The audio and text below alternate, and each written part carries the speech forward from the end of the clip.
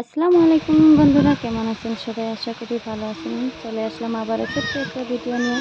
দেখেন এই দুপুরবেলায় কীরকম বাতাস হচ্ছে। এই বাতাসে কত বড় একটা ক্ষতি হয়ে গেলেন।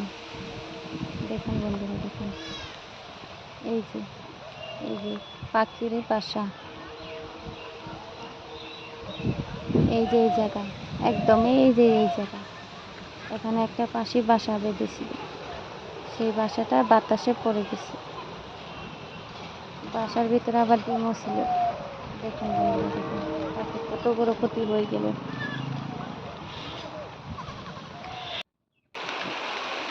পাখি এসে এখন নিজের বাসা খুঁজতেছে, পাগলের মতো খুঁজতেছে।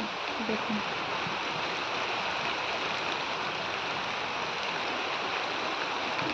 এইটুকুই ভিডিও।